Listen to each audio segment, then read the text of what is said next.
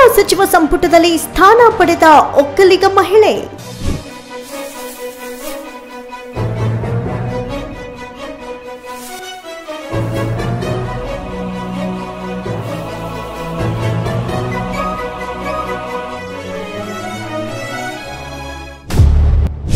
ಶೋಭಾ ಕರಂದ್ಲಾಜೆ ಇನ್ನು ಮದುವೆಯಾಗದೆ ಇರೋದ್ಯಾಕೆ?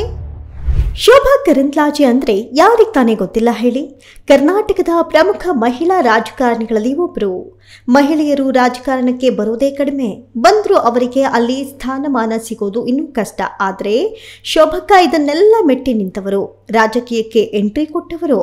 ಮಹಿಳೆಯಾಗಿ ಚುನಾವಣೆ ಚದುರಂಗದಲ್ಲಿ ನಿಂತು ಗೆಲ್ಲೋದು ಸುಲಭದ ಮಾತಲ್ಲ. ಆದರೆ ವೃತ್ತಿ ಜೀವನದಲ್ಲಿ ಗೆದ್ದ ಶೋಭಕ್ಕನ ವೈಯಕ್ತಿಕ ಜೀವನ ಮಾತ್ರ ಸಾಕಷ್ಟು ವಿವಾದಗಳಿಂದಲೇ ಕೂಡಿರುವುದಂತೂ ಸತ್ಯ. ಶೋಭಾ ಕರಂದ್ಲಾಜೆ ವೃತ್ತಿ ಜೀವನಕ್ಕಿಂತ ವೈಯಕ್ತಿಕ ಜೀವನದ ವಿವಾದಗಳಿಂದಲೇ ಹೆಚ್ಚು ಸುದ್ದಿಯಾದವರು. ಆದರೆ ರಾಜಕಾರಣಿ ಶೋಭಾ ಕರಂದ್ಲಾಜೆ ಬಗ್ಗೆ ಎಲ್ಲರಿಗೂ ಇರುವಂತಹ ಕುತೂಹಲ ಏನಂದ್ರೆ, ಯಾಕೆ ಅವರು ಮದುವೆ ಆಗಿಲ್ಲ, ಒಂದು ವೇಳೆ ಮದುವೆಯಾದ್ರೂ ಅದನ್ನ ಮುಚ್ಚಿಟ್ಟಿದ್ದಾರಾ ಅನ್ನೋದು ದೊಡ್ಡ ಯಕ್ಷ ಪ್ರಶ್ನೆಯಾಗ್ಬಿಟ್ಟಿದೆ. ಶೋಭಾ ಕರಂದ್ಲಾಜೆ 1966ರ ಕರಾವಳಿ ಭಾಗದ ಪುತ್ತೂರಿನಲ್ಲಿ ಜನಿಸಿದವರು. ಕಾಲೇಜು ಓದುವ ಸಮಯದಲ್ಲೇ ಶೋಭಕ್ಕ RSSನೊಂದಿಗೆ ನಂಟು ಬೆಳೆಸಿಕೊಂಡಿದ್ರು. ಇದರಿಂದಲೇ ಹೋರಾಟದ ಮನೋಭಾವ ಬಂದದ್ದು. 1994ರಲ್ಲಿ RSSನಲ್ಲಿ ಇದ್ದ ಶೋಭಕ್ಕ ಅಧಿಕೃತವಾಗಿ ರಾಜಕೀಯಕ್ಕೆ ಎಂಟ್ರಿ ಕೊಡ್ತಾರೆ. ಬಳಿಕ ಉಡುಪಿಯಲ್ಲಿ ಮಹಿಳಾ ಮೋರ್ಚಾ ಅಧ್ಯಕ್ಷರಾಗಿ ಕಾರ್ಯನಿರ್ವಹಿಸುತ್ತಾರೆ. ಈ ಸಮಯದಲ್ಲೇ ಶೋಭಾ ಕರಂದ್ಲಾಜೆಗೆ ಯಡಿಯೂರಪ್ಪ ಅವರ ಪರಿಚಯವಾಗುತ್ತೆ. ಮಾಜಿ ಸಿಎಂ ಯಡಿಯೂರಪ್ಪ ಪರಿಚಯವಾದ ಮೇಲೆ ಶೋಭಾ ಕರಂದ್ಲಾಜೆ ರಾಜಕೀಯದಲ್ಲಿ ಹಿಂದೆ ತಿರುಗಿ ನೋಡುವ ಸನ್ನಿವೇಶ ಬಂದಿಲ್ಲ. ಒಂದೊಂದೇ ಮೆಟ್ಟಲು ಏರಿ ಈಗ ಕೇಂದ್ರ ಸಚಿವೆ ಸ್ಥಾನದಲ್ಲಿ ಕೂತಿದ್ದಾರೆ. ಇದಿಷ್ಟು ಅವರ ಪಾಲಿಟಿಕ್ಸ್ ಲೈಫ್. ಇದರಲ್ಲಿ ಯಾವುದೇ ಗೊಂದಲ ಇಲ್ಲ. ಆದರೆ ಅವರ ವೈಯಕ್ತಿಕ ಜೀವನದಲ್ಲಿ ಎದುರಾಗಿದ್ದು ಬರೀ ವಿವಾದ. ಯಡಿಯೂರಪ್ಪರನ್ನ ವಿವಾಹವಾಗಿದ್ರ ಶೋಭಕ್ಕ?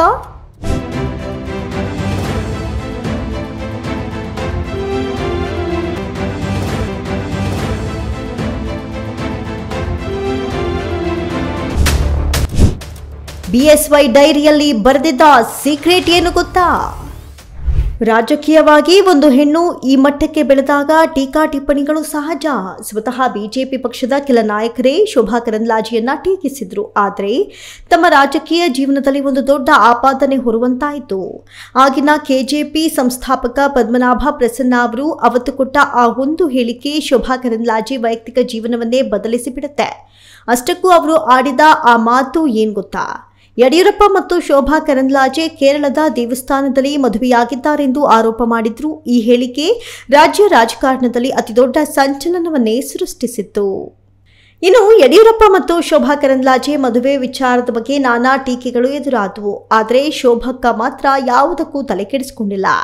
ಆದರೆ ಮಾಜಿ ಸಿಎಂ BS ಯಡಿಯೂರಪ್ಪ ಬರೆದ ಡೈರಿಯಲ್ಲಿ ಮಾತ್ರ ಈ ಸಾಲುಗಳಿವೆ ಅನ್ನೋ ಸುದ್ದಿ ಹರಿದಾಡ್ತು. ನನ್ನ ಹೆಂಡತಿ ಮೈತ್ರಾದೇವಿ ನಿಧನದ ನಂತರ ಒಂಟಿತನ ತೀವ್ರವಾಗಿ ಕಾಡ್ತಾ ಇತ್ತು. ಅದಕ್ಕಾಗಿ ಶೋಭಾ ಕರಂದ್ಲಾಜೆಯನ್ನ ಕೇರಳದ ಭಗವತಿ ದೇವಸ್ಥಾನದಲ್ಲಿ ವಿವಾಹವಾದೆ. ಯಡಿಯೂರು ಸಿದ್ದಲಿಂಗನ ಹೆಸರಲ್ಲಿ ಆಕೆಯನ್ನ ನನ್ನ ಪತ್ನಿ ಅಂತ ಒಪ್ಪಿಕೊಂಡೆ. ಈ ರೀತಿ ಡೈರಿಯಲ್ಲಿ ಯಡಿಯೂರಪ್ಪ ಬರೆದಿದ್ರು ಅನ್ನೋ ಸುದ್ದಿ ಹರಿದಾಡಿತ್ತು. ಟೀಕೆ ವಿವಾದಗಳಿಗೆ ತಲೆ ಕೆಡಿಸಿಕೊಳ್ಳದ ಕರಂದ್ಲಾಜೆ.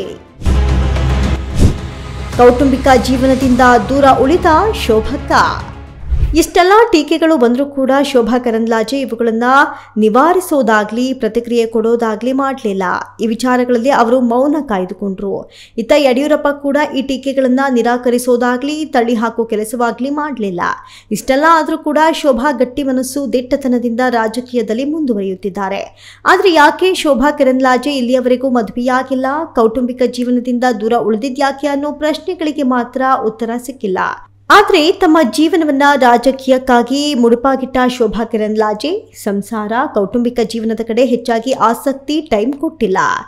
ಒಟ್ಟಾರೆ 55 ವರ್ಷಗಳಾದರೂ ಶೋಭಾ ಕರಂದ್ಲಾಜೆ ಕುಮಾರಿ ಶೋಭಾ ಆಗಿಯೇ ಉಳಿದಿದ್ದಾರೆ. News desk, speed news Kannada, Bengaluru.